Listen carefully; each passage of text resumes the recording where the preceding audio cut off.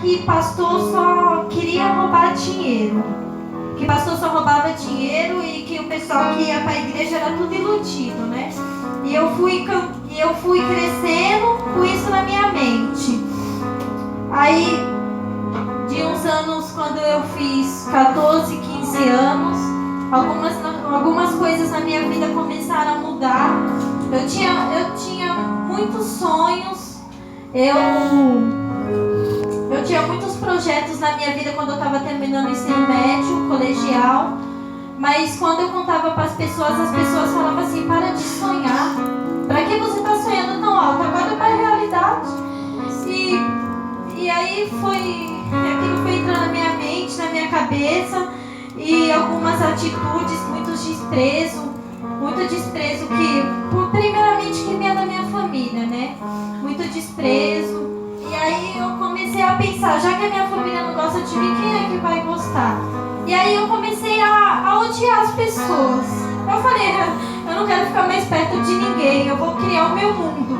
O meu mundo é Deus, que eu só ouvia falar de nome, eu não conhecia Deus, só conhecia Deus de ouvir falar, e os animais. O meu pensamento era, como eu não gostava mais das pessoas, eu nasci para cuidar dos animais. Eu ia dedicar minha vida a eles.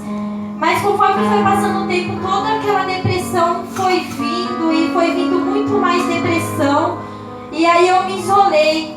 E eu só vivia numa escada, sentada com meus cachorros, com um fone no ouvido, porque eu não queria ouvir ninguém falar e não queria ficar perto de ninguém mais, nem da minha família, nem de um ser humano. E ali naquele meu mundo eu falei, meu Deus, eu não quero mais viver, né, assim. E quando eu tentava falar com Deus, que eu olhava para o céu, vi uma voz e falava, para que você quer falar com Deus agora que você está assim? Ele não vai te ouvir. Eu falei, é mesmo, né? Eu nunca procurei Deus, porque agora que eu tô assim eu vou procurar, né? Aí aquilo foi entrando na minha mente, eu falei, e como que eu posso parar com essa dor? Um peso na minha mente, uma dor tão profunda no meu coração. Aí vi uma voz falando assim, a única forma de você parar com todo esse sofrimento é você se matando.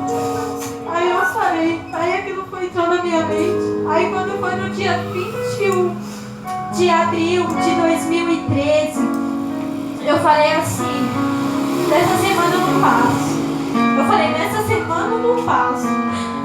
Aí quando foi, dia 22, eu tava descendo a rua, ele estava subindo. E eu não falava com ele nisso. Ninguém sabia o que eu tava passando, nem minha família e nem ninguém. E eu tava descendo a rua e ele se subindo. Aí a gente ainda passou uma da outra. Aí quando ela passou, ela chamou meu nome. Aí eu olhei pra trás, aí ela veio até mim e falou, posso contar uma coisa? Eu falei, pode.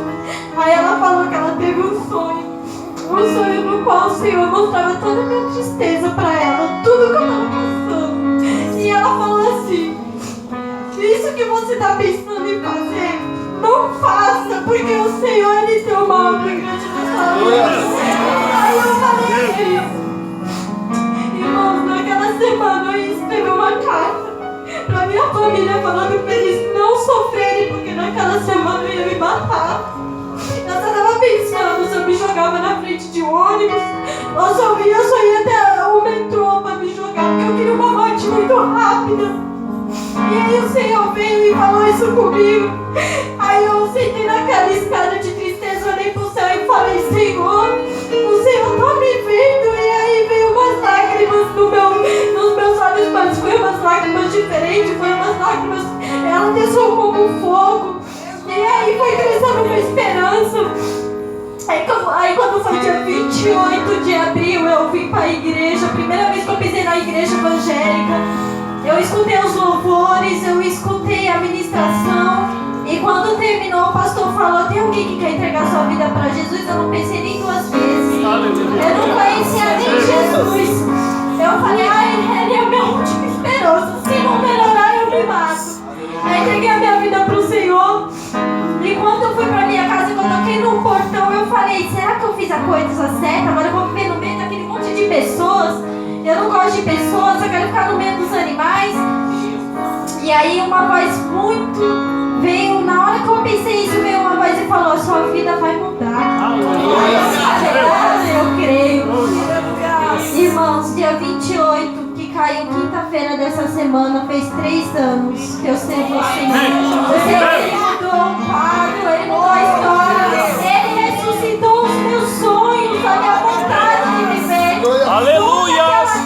Toda aquela escuridão que eu já via a minha alma perdida, eu sentia a minha alma perdida, eu só via trevas. O Senhor reverteu em luz. Foi o que eu li agora, o povo que vivia nas trevas, Ele veio com a luz dele e ressuscitou os sonhos. Eu falei, Senhor, no começo da conversão, já vindo para a igreja, por que a igreja remanescente de Cristo? Não porque eu estava achando ruim, mas eu fiz só uma pergunta.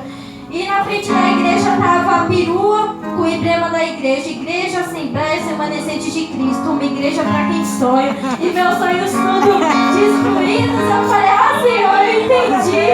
Aleluia! Eu entendi que Jesus, Ele salva, Ele muda. Em plena era da tecnologia, aonde a medicina não chega, a psicologia não chega, a palavra de Deus chega, que Ele penetra na alma do homem e da mulher. Eu nunca me imaginei falando na frente de uma multidão, mas olha o que o Senhor faz na vida da pessoa. E hoje eu amo primeiramente a Deus, e depois eu amo as pessoas, e por último os animais. Aquele que eu colocava como preferência foi para o último. Primeiro é Deus, depois as pessoas, porque a maldade ela não vem do ser humano, ela vem de Satanás, porque ele fala, não é contra a carne nem contra o sangue, é contra as potestades do mal.